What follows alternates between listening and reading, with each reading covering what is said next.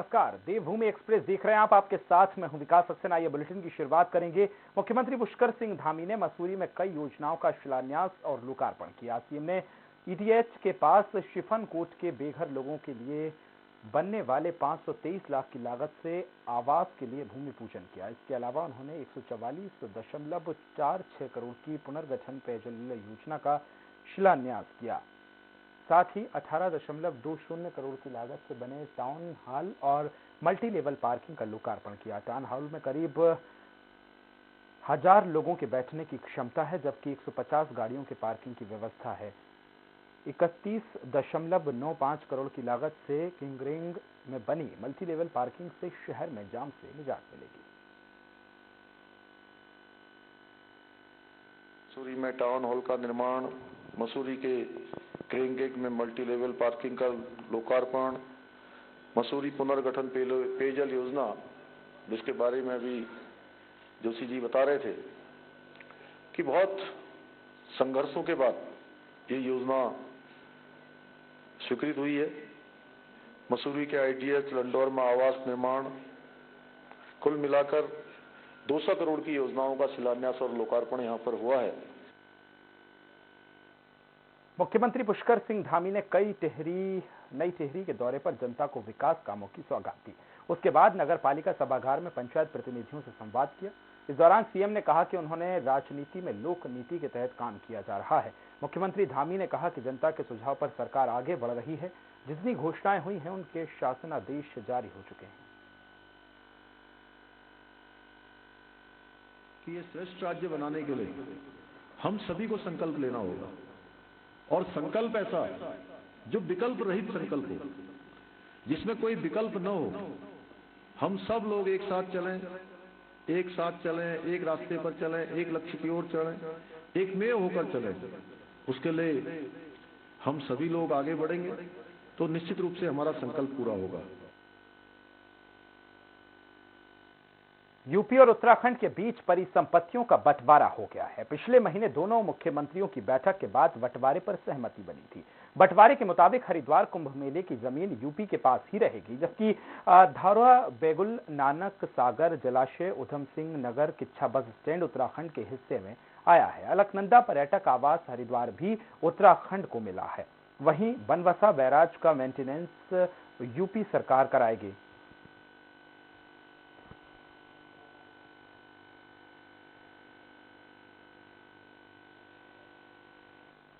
पिथौरागढ़ के चाकोड़ी से विजय संकल्प यात्रा के साथ बीजेपी का रथ बैरीनाग शहीद दीदीहाट पहुंचा है। इस दौरान कैबिनेट मंत्री विशन सिंह चौफाल और सांसद अजय टम्टा भी शामिल हुए हैं। वहीं सांसद अजय टम्टा ने कहा कि कोविड-19 के दौरान सरकार ने फ्री राशन दिए और फ्री में वैक्सीन लगाया, साथ ही क्षेत्र में विकास कार्य किए। पीएम नरेंद्र मोदी और सीएम पुष्कर सिंह धामी के विकास कार्यों को लेकर जनता से वोट देने की अपील की है। इस दौरान रैली प्रभारी पुष्कर सिंह काला सहित कई बीजेपी के पदाधिकारी मौजूद रहे। और कुमाऊं के बागनाथ के पवित्र धाम से कल अनुराग ठाकुर जी और मुख्यमंत्री जी के द्वारा विजय संकल्प रैली को शुभारंभ किया गया। रात में रैली चाकोड़ी तक पहुंची। आज ये विजय संकल्प रैली यहां डीडीहाट होते हुए धारचूला पहुंचेगी। जो आज डीडीहाट में पहुंच रही है, डीडीहाट में जो अपार जनसमूह है, पूरे बिहार में देख रहे हो कि पूरे झंडे है। भारतीय जनता पार्टी का हर बूथ से कार्यकर्ता यहाँ पर पहुंचा है। विधानसभा चुनाव को लेकर कांग्रेस ने तैयारियां शुरू कर ली हैं। कांग्रेस नेता लगातार बैठकें और रैली कर कांग्रेस के पक्ष में वोट करने की अपील कर रहे हैं। वहीं स्क्रीनिंग कमेटी भी दावेदारों के मन की बात टटोल रही है। देहरादून में 15 विधानसभा के विधायक दावेदारों ने अपनी दावेदारी पेश की है। कमेटी चेयरमैन अविनाश पांडे ने बताया कि अभी तक 40 विधानसभा सीट के दावेदार से कमेटी मिल चुकी है, जबकि 30 विधानसभाओं के दावेदारों से जल्द कमेटी मुलाकात करेगी। आज देहरादून में हमारे प्रत्याशियों से मिल रहे हैं 15 विधानसभा के। कल 15 विधानसभा के प्रत्याशियों से हम कल उनसे मुलाकात करेंगे हरिद्वार में। कोशिश हमारी है कि इससे संबंधित रिपोर्ट चुनाव समिति के सामने दिसंबर के अंत तक हम इसकी रिपोर्ट सादर कर सकें, ये हमारी कोशिश है।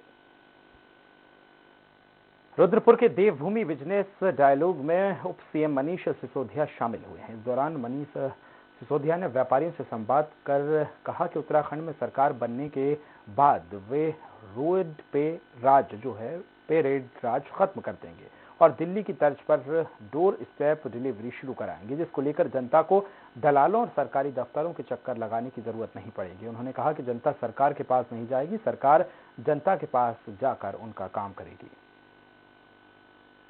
बनाया कि भाई अब कोई आदमी सरकार के पास नहीं जाएगा, सरकार आम आदमी के पास आएगी। किसी भी, चाहे व्यापारी हो या आम आदमी हो। आप दिल्ली में रहते हैं या जाते हैं, कभी जरूरत पड़े, किसी का जानकारी हो उससे पूछिए। 1076 कॉल सेंटर है सरकार का। 1076 पे फोन करो, बोलो मुझे अपनी गाड़ी की डुप्लीकेट, उसके आरसी की डुप्लीकेट कॉपी चाहिए। हाइपोथेटिकल एग्जांपल दो। उत्तराखंड विधानसभा चुनाव को लेकर आम आदमी पार्टी ने तैयारियां तेज कर दी हैं। इसी बीच आप नेता कर्नल अजय कोठियाल का बीजेपी और कांग्रेस को दिल्ली चलने का न्योता दिया गया है। कोठियाल ने दोनों पार्टी नेताओं और पत्रकारों को दिल्ली चलकर वहां स्कूल, अस्पताल और मोहल्ला क्लिनिक देखने के लिए न्योता दिया है। दरअसल कर्नल कोठियाल ने मंगलवार को दिल्ली जा रहे हैं। कोठियाल वहां पर स्कूल, अस्पताल और मोहल्ला क्लिनिक का जायजा लेंगे।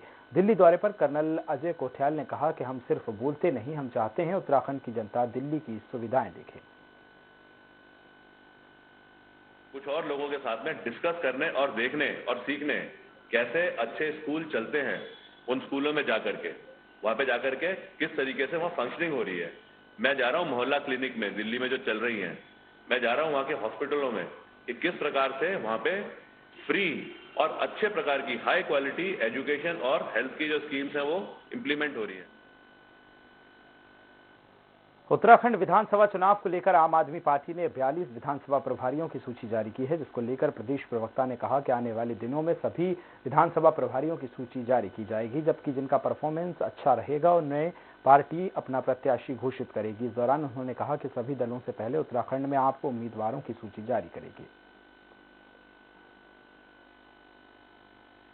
और कई जगह ये प्रक्रिया अंतिम चरणों में पहुंच रही है, तो वहां पर हम प्रभारी भी घोषित कर रहे हैं और मॉनिटरिंग हो रही है, पूरा प्रॉपर मॉनिटरिंग हो रही है। जो आवश्यकताएं हैं जीत के लिए उनको मॉनिटर किया जा रहा है। देहरादून में आम आदमी पार्टी के प्रदेश प्रवक्ता ने बताया कि जिस आरोप को आप सरकार पर लगा रही थी उसकी पुष्टि खुद वन मंत्री ने की है। उन्होंने 2 अखबारों की खबरों का हवाला देते हुए कहा कि वन मंत्री ने खुद माना कि उनकी विधानसभा में 2 नदियों का अवैध खनन हो रहा है और इस रिपोर्ट से साफ है कि आपके आरोप तो सही थे और राज्य सरकार पूरी तरह से अवैध खनन में संलिप्त है। हरक सिंह रावत जी ने एडमिट किया है, माना है कि यहां पर 2 नदियों में अवैध खनन हो रहा था और उन्होंने अब जांच के आदेश अब दिए हैं जब चुनाव उनको जाना है और वो खुद कह रहे हैं कि हमारी छवि इससे खराब हो रही है। पोडी में कांग्रेस के पूर्व जिला अध्यक्ष महेश डोंडियाल ने अपनी ही पार्टी के अध्यक्ष गणेश गोदियाल की सीट से टिकट की दावेदारी की है। उनका कहना है कि कांग्रेस में हर कार्यकर्ता को टिकट मांगने का अधिकार है, वह पार्टी का निर्णय है कि पार्टी किसको टिकट देती है। लंबे समय से पार्टी की सेवा कर रहे महेश डोंडियाल ने श्रीनगर विधानसभा से टिकट की दावेदारी पेश की है। साथ ही उन्होंने कहा है कि प्रदेश अध्यक्ष को 70 विधानसभा सीटों को देखना है, इनमें उनकी दावेदारी करना गलत नहीं है। कांग्रेस में टिकटों का एक सिस्टम है कि किसको कहां से मिले, तो जब तक किसी को टिकट नहीं मिल जाता तो कोई भी कार्यकर्ता हो वो ये नहीं कहता है कि मैं ही लड़ूंगा। पार्टी जिसे टिकट देगी, पार्टी जिसे जो आदेश देगी वो उस आदेश का पालन करेगा, चाहे कोई। वक्त एक छोटे से ब्रेक का, जल्द होंगे हाजिर।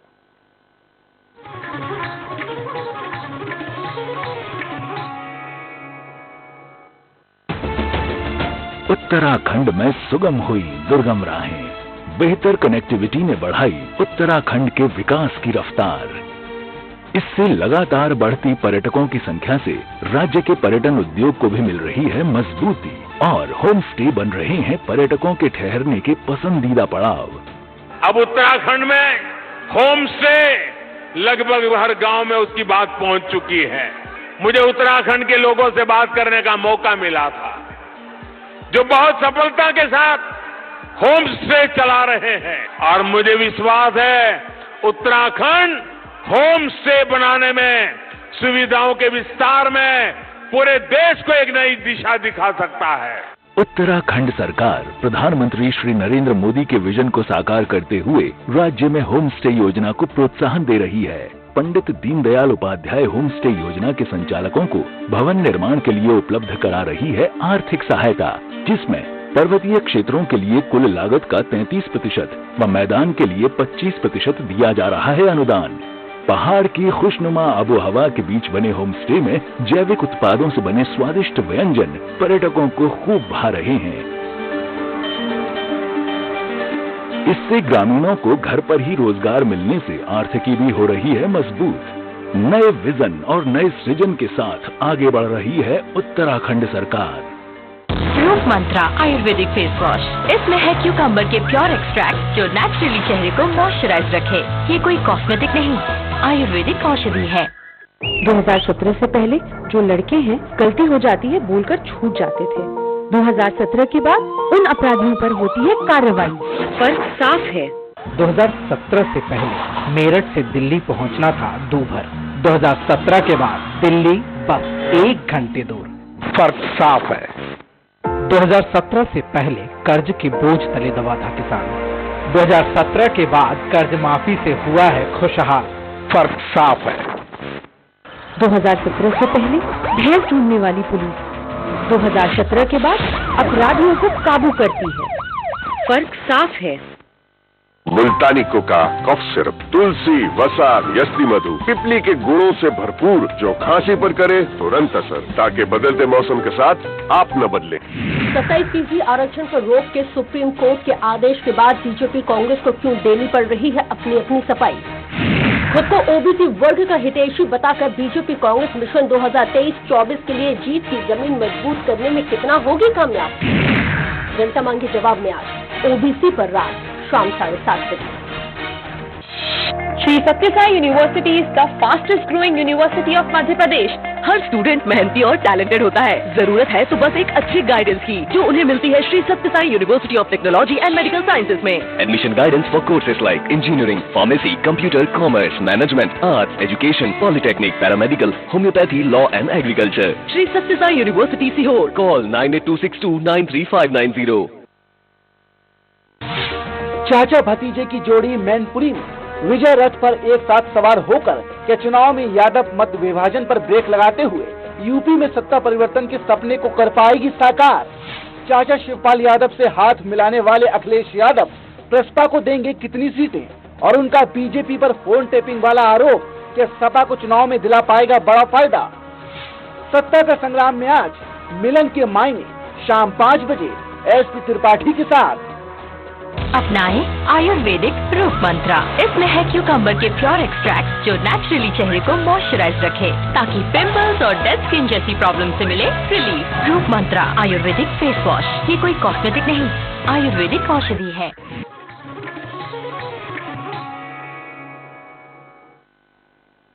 ब्रेक के बाद एक बार फिर आपका स्वागत है। पौड़ी में कांग्रेस के पूर्व जिला अध्यक्ष महेश डोंडियाल ने अपने ही पार्टी के अध्यक्ष गणेश गोदियाल की सीट से टिकट की दावेदारी की है।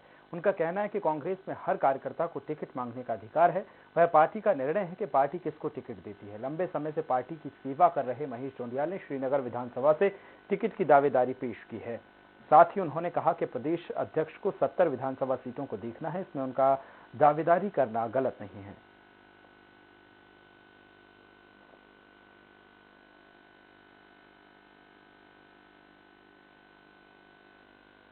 कांग्रेस में टिकटों का एक सिस्टम है कि किसको कहां से मिले, तो जब तक किसी को टिकट नहीं मिल जाता तो कोई भी कार्यकर्ता हो वो ये नहीं कहता है कि मैं ही लड़ूंगा।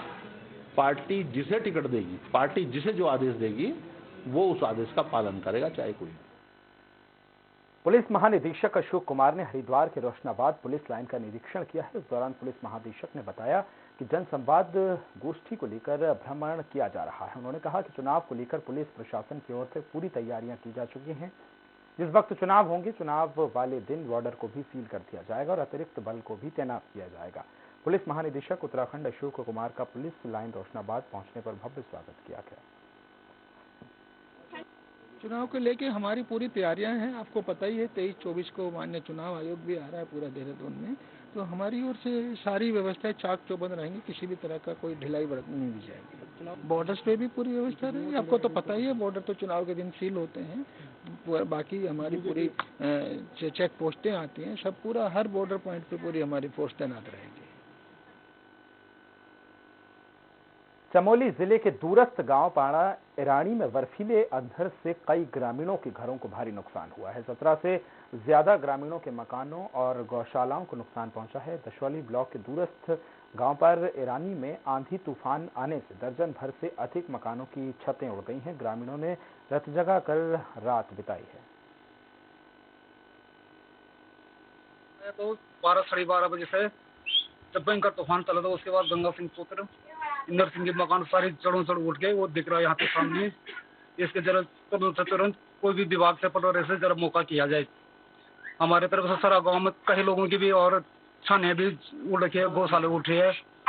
इसके लिए जरा हम कहते हैं भाई कि जो भी विभाग से हो या पाड़े से हो, जरा यहाँ पे देखा जाए, मौका किया जाए।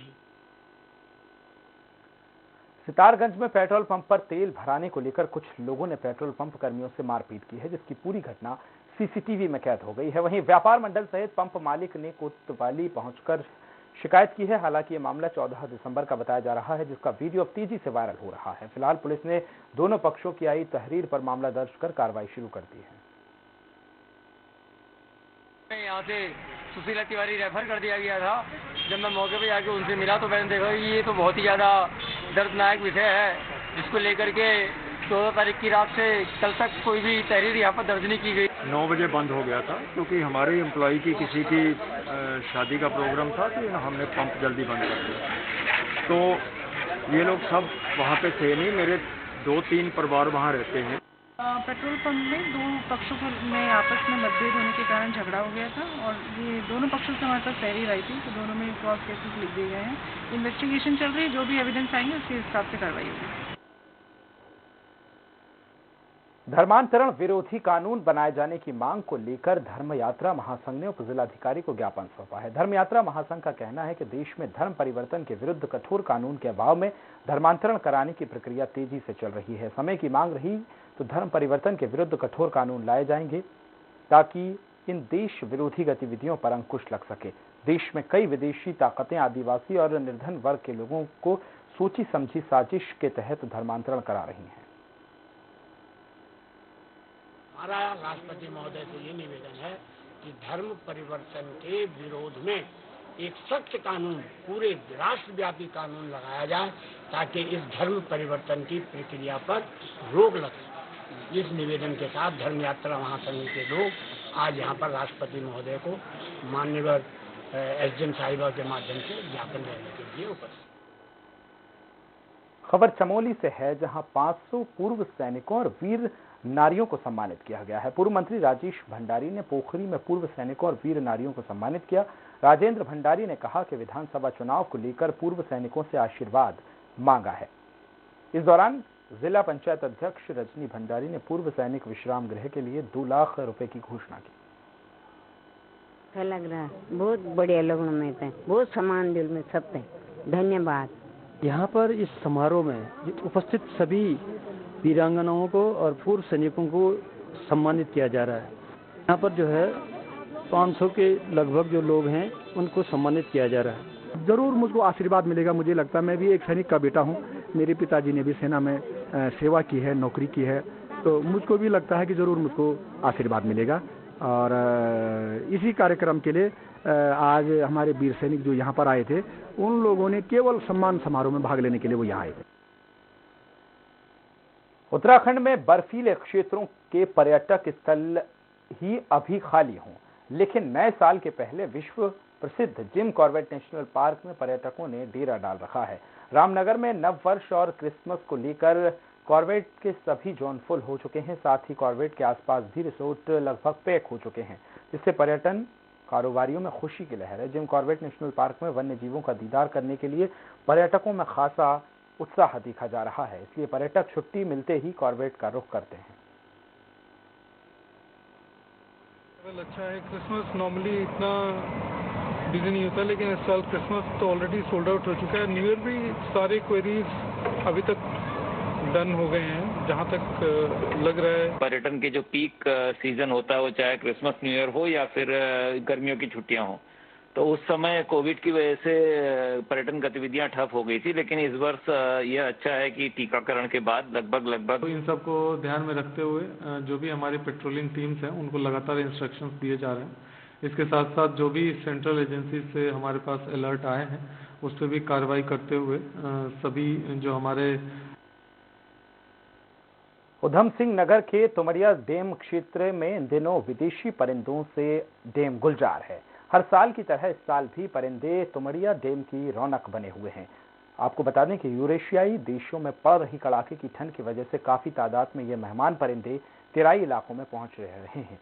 ये विदेशी पक्षी साइबेरिया, मध्य चीन, मंगोलिया से 5000 से ज्यादा किलोमीटर की दूरी तय कर इंडिया पहुंचते हैं और मार्च में खट्टी मीठी यादों के साथ अपने वतन वापस लौट जाते हैं। इन दिनों विदेशी परिंदों को देखने के लिए यहाँ पर्यटक बड़ी संख्या में पहुंच रहे हैं। टूरिस्ट का बहुत बड़ा हब बन सकता है अगर सरकार का थोड़ा सा ध्यान इधर आकर्षण हो। मैंने कई बार सरकार को लिखित पत्र भी दिए हैं और माननीय सतपाल महाराज जी से भी मेरी बात हुई है। मैंने उन्हें भी लेटर दिया है कि यहाँ बहुत बड़ा टूरिस्ट का हब बन सकता है अगर सरकार की कोशिश रही तो। समय जहाँ प्रवासी पक्षी प्रदेशी पक्षी में रहती हैं वहाँ बर्फ गिर जाती है अधिक मात्रा में। तो ये जो है अपना हमारे उत्तरांचल में तुमरिया डैम, कोसी नदी और अन्य क्षेत्रों में आती हैं। देवभूमि एक्सप्रेस में फिलहाल इतना ही। दीजिए इजाजत, नमस्कार।